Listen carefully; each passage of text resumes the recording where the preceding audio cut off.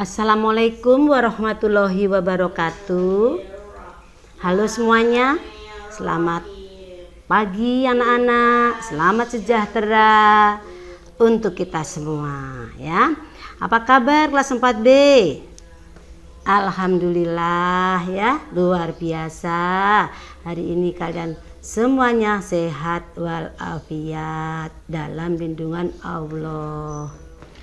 Oke anak-anak, setelah kita libur selama kurang lebih 5 hari ya, kita bertemu lagi, berjumpa lagi lewat udara ya anak-anak. Semoga kalian semua tetap tambah semangatnya untuk belajar di rumah. Mungkin di antara kalian semua ada yang jalan-jalan ya. Ada juga yang di rumah saja bersama keluarga. Mungkin karena masih takut dengan virus corona ya. Tidak apa-apa. Semoga virus corona cepat berlalu sehingga kita dapat menjalankan kegiatan seperti semula. Baik anak-anak, hari ini tanggal 2 November 2020 ya. Kita lanjutkan pelajaran kita dengan cara pembelajaran jarak jauh. Oke, kita langsung aja ya anak-anak ya. Namun sebelum kita mulai belajar, seperti biasa kalian harus berdoa kepada Tuhan agar diberikan kemudahan, kelancaran ya dalam pembelajaran hari ini. Kalian dapat menerima pelajaran dengan baik ya. Baik. Hari ini pembelajaran kita adalah subtema 3 ya. Subtema 3 yaitu ayo cintai lingkungan ya. Ayo cintai lingkungan. Pada pembelajaran 1, 2 dan 3. Kalian siapkan buku tematik kamu, buku tulis maupun alat tulisnya ya anak-anak ya. Kalian bisa buka halaman 79 ya. Kamu akan menemukan subtema 3. Subtema 3. Oke. Ya.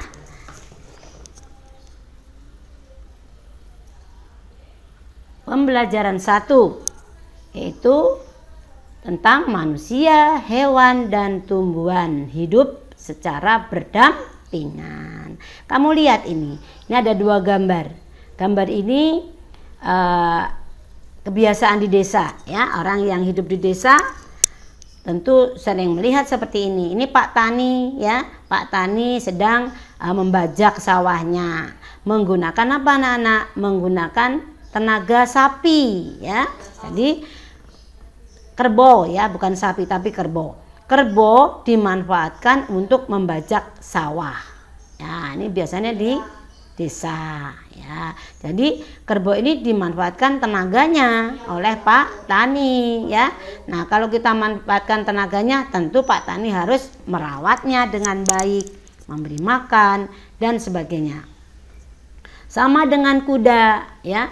Nah, kuda dimanfaatkan sebagai alat transportasi ya, berupa delman. Ini gambar delman ya anak-anak. Kalau kalian pergi ke desa, ke rumah kakek atau paman ya, pasti kalian bisa melihat ini. Namanya delman ya, ditarik oleh kuda. Jadi kuda ini dimanfaatkan apanya? Tenaganya oleh manusia ya. Tentunya harus dipelihara kudanya, diberi makan dan sebagainya. Oke, lanjut ya. Nih, kalau ini biasanya terdapat di kota ya anak-anak ya. Ini di perkotaan nih ya. Hutan atau taman kota dimanfaatkan untuk rekreasi oleh masyarakat ya. Karena di sini udaranya segar ya. Banyak orang-orang yang senang datangan di hutan ini. Ini namanya taman kota ya. Banyak menghasilkan oksigen ya anak-anak, udara yang segar. Ini juga tanah lapang dimanfaatkan untuk bermain oleh anak-anak ya.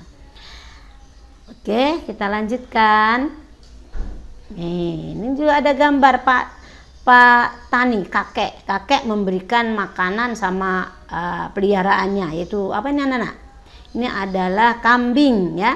Pak Tani dari ladangnya ya melihat rumput liarnya banyak, lalu dipotong rumput liarnya, dibawa ke kandang untuk diberikan kambingnya ya. Jadi kambingnya diberi makan, kambingnya mendapat makanan, ladangnya bersih ya karena sudah dipotongi rumput liarnya tadi oleh kakek ini ya. Jadi sama-sama menguntungkan.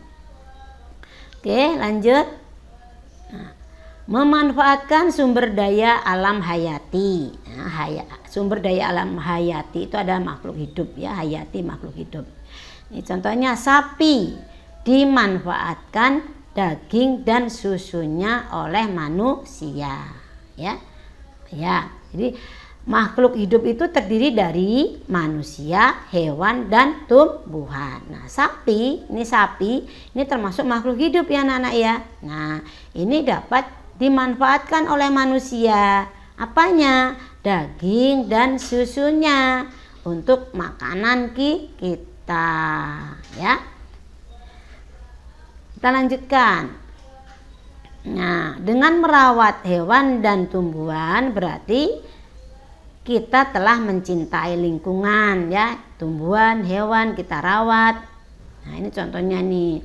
Ini tumbuhan disiram ya sore atau pagi ya supaya tumbuhan di sekitarnya menjadi tumbuhan yang sehat ya, yang subur ya. Nanti akan dinikmati oleh manusia ya. Jadi dengan merawat hewan dan tumbuhan berarti kita telah mencintai lingkungan kita.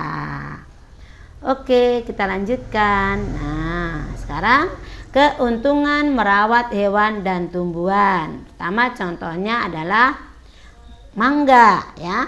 Pohon mangga dirawat. Ya, pohon mangga yang dirawat akan menghasilkan buah yang dapat kita makan ya. Sekarang ini musim mangga ya Nana ya, di mana-mana banyak mangga. Nah, hasilnya kita yang makan, ada yang manis, ada yang asam ya. Nah, tergantung jenis mangganya. Jadi, pohon mangga yang dirawat akan menghasilkan buah yang dapat kita makan. Itu contohnya. Oke, yang lanjutnya adalah kedua. Contohnya yaitu hewan nih, ayam. Ya, ayam adalah hewan. Ayam dirawat akan menghasilkan telur dan daging untuk diolah menjadi bahan makanan ya. Telur untuk lauk bisa digoreng, bisa dibuat bahan-bahan makanan yang lain ya.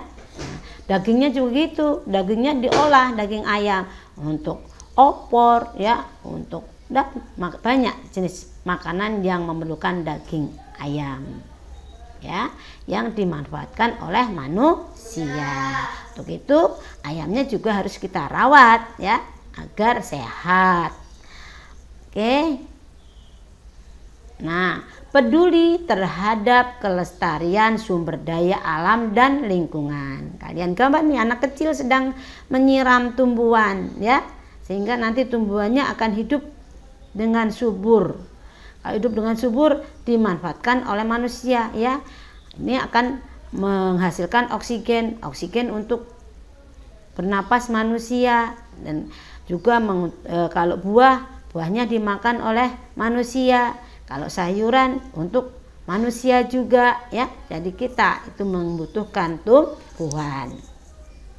Peduli terhadap kelestarian sumber daya alam dan lingkungan di sekitar dapat dilakukan dengan cara peduli terhadap hewan dan tumbuhan ya.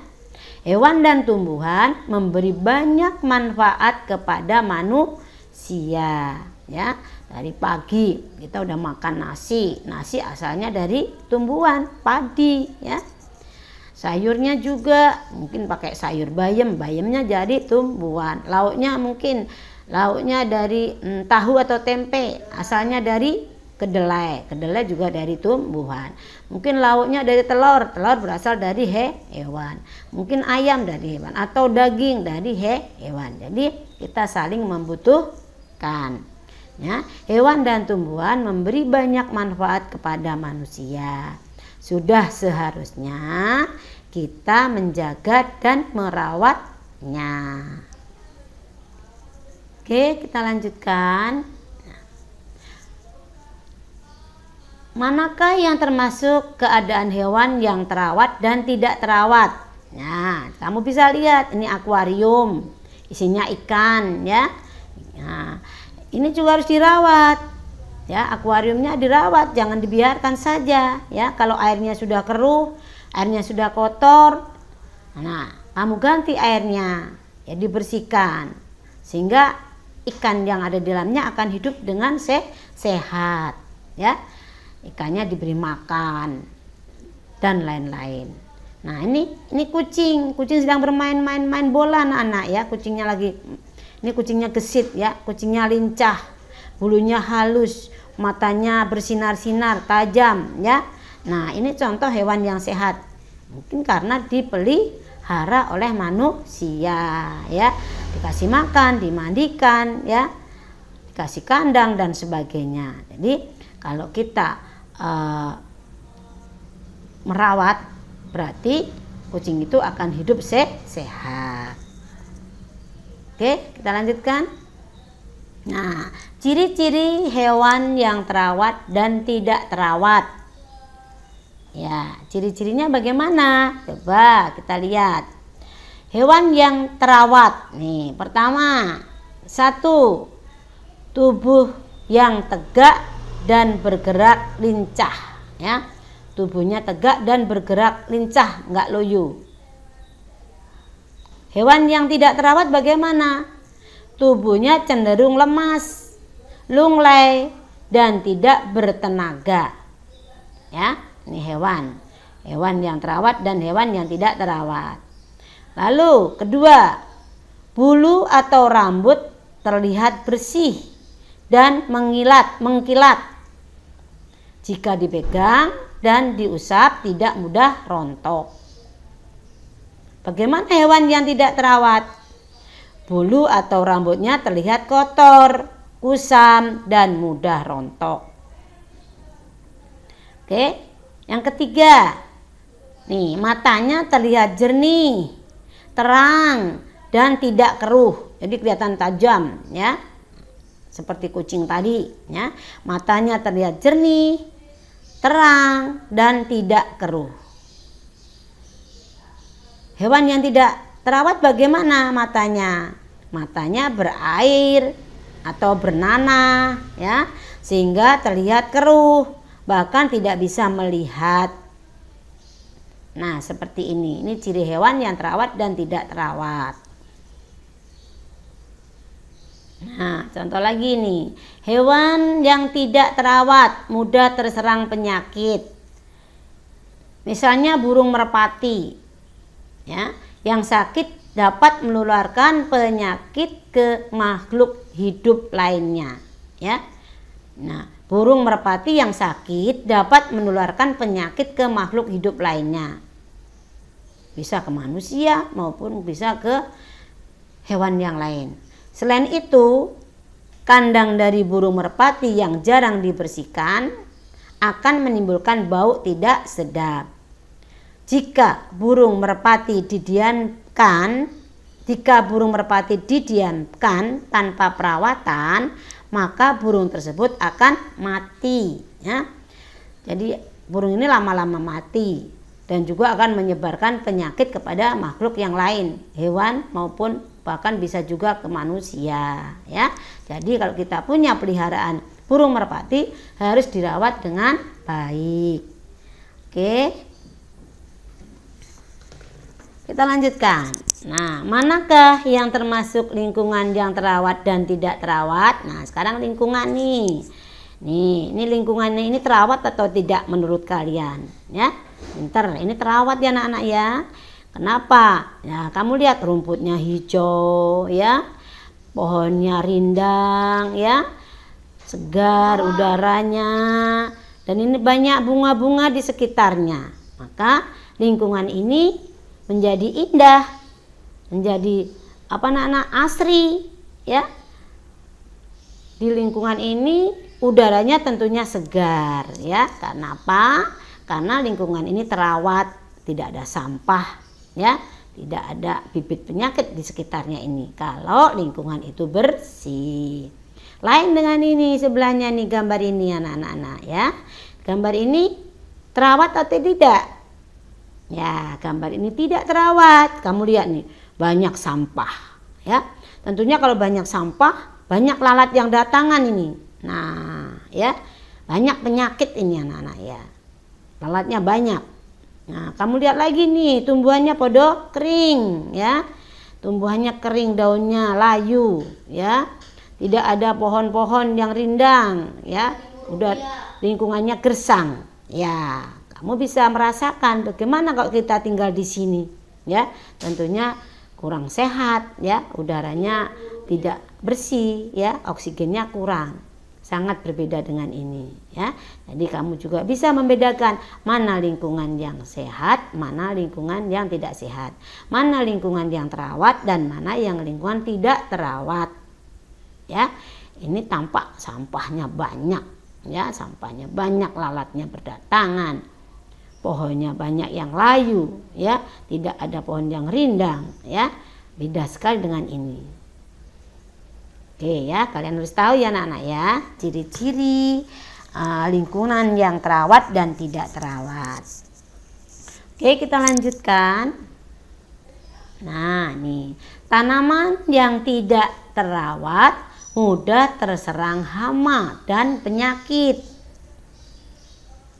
Tanaman akan terlihat layu dan tidak segar karena tanaman tersebut kurang nutrisi dan air, kurang vitaminnya ya. Jika keadaan tersebut berlangsung terus-menerus, tanaman tersebut akan mati ya, seperti ini. Ini lama-lama mati ya. Oke. Kita lanjutkan.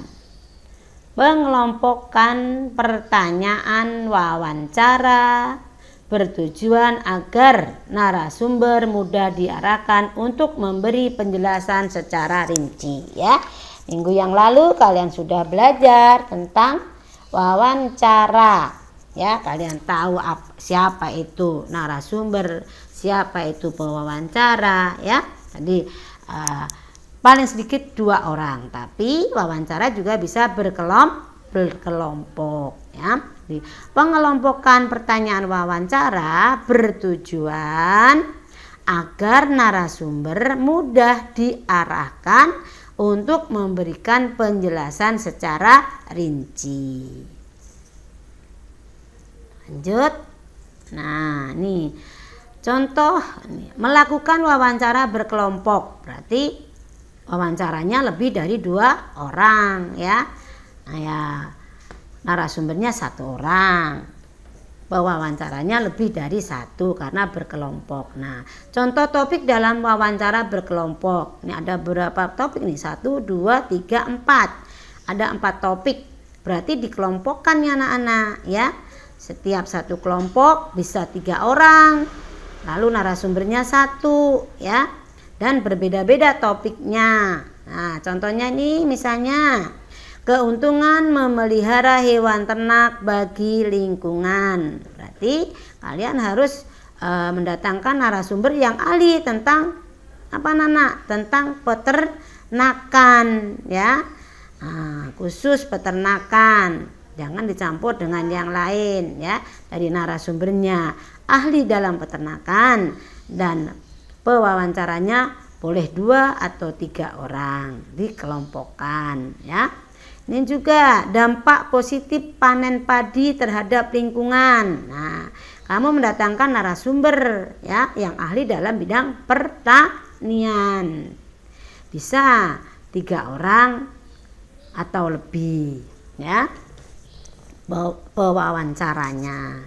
Juga ini cara peternak membudayakan ikan. Nah, kamu juga mendatangkan ahlinya ya, narasumbernya tentang apa? Perikanan ya. Karena kamu akan mencari informasi tentang budidaya ikan ya. Nah, yang ini contohnya cara nelayan mencari ikan terhadap kelestarian alam di laut. Nah, tentunya kamu juga cari narasumber yang ahli dalam perikanan ya, cara melestarikan alam di laut. Nah, inilah contoh topik dalam wawancara tapi dengan cara berkelompok.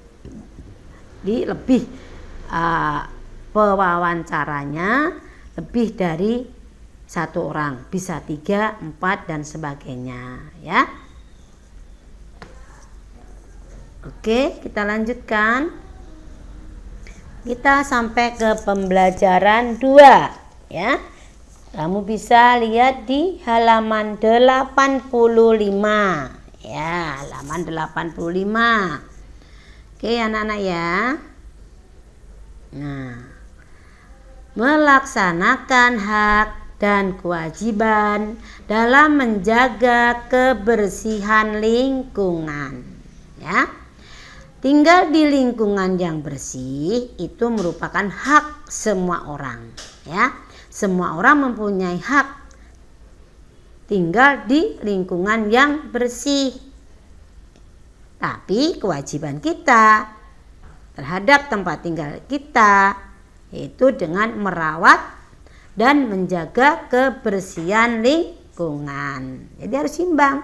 Kita bisa hidup di lingkungan bersih, namun kita juga harus merawat, menjaga kebersihan lingkungan ya, sehingga kita akan mendapatkan udara segar dan nyaman tinggal di situ. Oke, lanjut. Iya, montase anak-anak ya. Halaman 87 nih. Karya seni montase namanya ya. Kalau kemarin kita kolase, mozaik, nah ini montase. Pada dasarnya tiga-tiganya dasarnya sama, yaitu dengan cara menempel. Namun pasti ada perbedaannya ya. Kalau montase itu adalah karya seni yang dibuat dengan cara memotong gambar-gambar objek dari beberapa sumber, kemudian ditempelkan pada suatu bidang sehingga menjadi kesatuan karya seni ya. Ini montase. Jadi kamu bisa, bahan-bahannya bisa menggunakan ya majalah atau koran ya, bedanya di situ. Ini bahannya yaitu majalah dan koran kalau montase ya. Kalau kita teliti sangat berbeda ya anak-anak ya. Nah, lihat nih, membuat karya montase. Nih, perbedaan hasil karya di bawah ini. Kalau ini adalah montase, kalau ini adalah kolase ya. Nah, kalau montase seperti ini. Ini gambar mobil. Jadi penuh satu mobil ini. Kamu bisa cari gambar mobil di majalah atau di koran ya. Kamu potong, kamu gunting ya. Ini gambar gedung juga gitu. Kamu cari gambar gedung di koran atau di majalah. Begitu juga pohon-pohon ya. Jadi kamu cari pohon, gambar pohon, boleh di majalah, boleh di koran ya. Nah, baru nanti ditempelkan ya, tergantung temanya apa. Nah, lain dengan ini kolase. Kalau kolase banyak dari kertas ya. Kita gunting kecil-kecil lalu ditempelkan ya. Dasarnya sama, dasarnya adalah menempel ya. Tapi ada perbedaannya. Kolase, mozaik maupun montase. Nah, ini montase yang temanya kehidupan dunia air ya. Jadi seperti ini, ada ikan, ada rumput laut, ada kerang dan sebagainya. Carinya di mana bahannya? Ya, cari di majalah ya, gambar ikan seperti ini. Rumput lautnya juga kamu gunting, baru nanti ditempelkan. Nah, jadi montase tema kehidupan dunia air nih contohnya ya. Kelebihan karya montase yaitu dapat mengembangkan imajinasi dalam menggabungkan beberapa gambar menjadi satu kesatuan cerita. Jadi setelah kamu rangkai nanti diceritakan ya.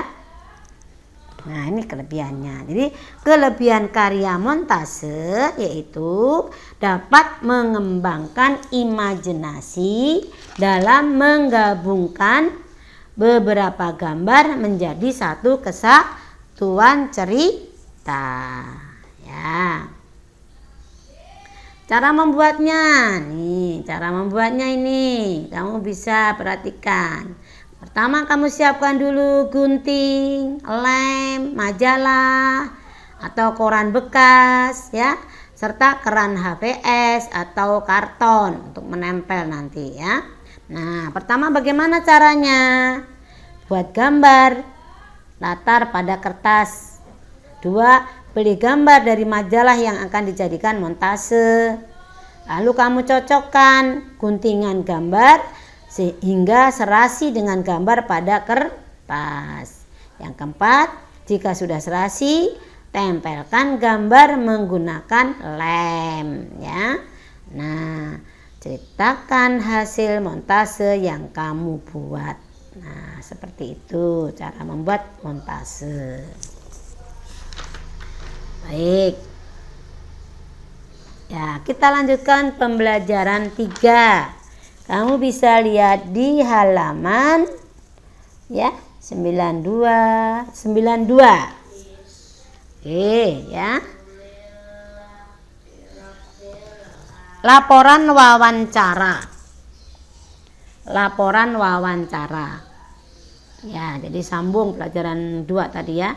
Kita mengajukan berbagai pertanyaan untuk menggali informasi penting dari narasumber saat wawancara. Ya, kita dapat informasi dari mana? Dari narasumber. Ya. Semua informasi yang kita dapat itu sebaiknya jangan cuma kita ingat, ya, melainkan kita catat dalam bentuk laporan hasil wawancara. Ya, jadi kalau kamu mengadakan wawancara kepada narasumber harus dicatat, jangan cuma diingat, catat yang rapi, ya, karena untuk laporan. Laporan hasil wawancara itu bertujuan untuk memudahkan orang lain membaca dan mengetahui informasi penting yang telah kita peroleh. Ya, ini gunanya. Gunanya kita catat, ya, kita laporkan agar si pembaca mengetahui informasi, ya, yang kita dapat itu. Oke. Kita lanjutkan, yaitu menjelaskan penghijauan lingkungan dengan tanaman obat keluarga, ya. Tanaman obat keluarga. Itu ada bacaan di halaman 93, ya. Tanaman obat keluarga disingkat jadi toga. Toga itu adalah tanaman obat keluarga. Kalian bisa baca teks itu di halaman 93, ya, judulnya tanaman obat keluarga atau toga, ya. Seperti ini, mungkin di rumah kalian juga ada, ya. Lanjut, pentingnya penghijauan sebagai upaya pelestarian sumber daya alam. Pelestarian sumber daya alam dapat dilakukan dengan melakukan penghijauan di sekitar kita. Penghijauan, penanaman pada tumbuh-tumbuhan, pada tanah yang gundul atau tanah yang tidak ada tanamannya. Kita tanami lagi, itu namanya penghijauan. Jadi penghijauan itu bertujuan untuk menjaga lingkungan dari kerusakan. Ya. Penghijauan dapat dilakukan dengan memanfaatkan lahan kosong di sekitar kita untuk ditanami dengan tanaman obat. Tanaman obat keluarga adalah tanaman hasil budidaya rumah yang berkhasiat sebagai obat, ya. Itu namanya tanaman obat keluarga, ya. Hasil budidaya rumah yang berkhasiat sebagai obat. Oke, lanjut. Tanaman obat keluarga biasanya ditanam di halaman rumah, kebun atau ladang yang tidak terlalu luas. Nih, seperti ini di depan rumah kita, di halaman rumah kita. Manfaat tanaman obat keluarga adalah memenuhi keperluan keluarga akan obat-obatan sederhana dengan mudah dan praktis, ya. Jadi nggak perlu ke apotek dulu, ya. Oke, contoh manfaat tanaman obat. Ini contoh manfaat tanaman obat. Contohnya pertama adalah temulawak. Temulawak bisa ditanam di rumah kita, ya. Ini manfaatnya untuk meningkatkan daya tahan tubuh, mengobati sakit kuning, diare, mah, perut kembung, ya. Perut kembung, pegal-pegal, menurunkan kadar lemak darah dan mencegah penggumpalan darah, ya. Jadi coba pukul ulang. Jadi manfaat temulawak, ya. Contoh tanaman obat pertama adalah temulawak. Itu manfaatnya adalah meningkatkan daya tahan tubuh, mengobati sakit kuning, diare, mah, perut kembung, pegal-pegal, menurunkan kadar lemak darah dan juga mencegah penggumpalan darah. Oke, contoh yang lain 2 yaitu daun sirih. Nah, mungkin di rumah kalian ada daun sirih, ya anak-anak, ya. Ini manfaatnya banyak. Mengobati batuk, antiseptik atau membunuh kuman, mimisan, yang suka sering ngeluarin darah dari hidung itu namanya mimisan, ya. Lalu juga untuk obat kumur. Oke, contoh lainnya 3 misalnya daun seledri. Daun seledri biasanya untuk masak nih, anak-anak, ya, masak sayur sop, ya. Ini bisa juga digunakan untuk menurunkan tekanan darah. Jadi seledri direbus, daunnya direbus, airnya diminum, ya. Manfaatnya apa? Untuk menurunkan tekanan darah. Yang keempat yaitu tanaman jeruk nipis, ya. Ini buah jeruk nipis. Ini juga bisa untuk manfaatnya bisa untuk mengatasi suara serak, untuk batuk dan juga bau badan. Juga bisa untuk menambah nafsu makan. Jadi anak-anak yang kurang nafsu makannya bisa minum jeruk nipis. Jeruk nipis diperas, dikasih air, lalu diminum. Nanti nafsu makannya akan banyak. Lalu bisa juga jeruk nipis itu untuk mencegah rambut rontok atau ketombe, ya. Bisa juga manfaat jeruk nipis itu untuk mengobati flu dan juga demam, ya. Oke. Yang kelima yaitu kunyit. Ya, kunyit tentu nggak asing lagi, ya. Di dapur di mama kamu banyak kunyit, ini warnanya kuning nih, ya.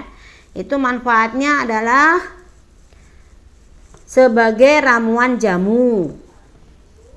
Lalu manfaat lainnya yaitu menghilangkan gatal. Juga bisa untuk mencegah kanker. Manfaat yang lainnya juga untuk menurunkan kadar lemak darah atau kontrol ya. Oke.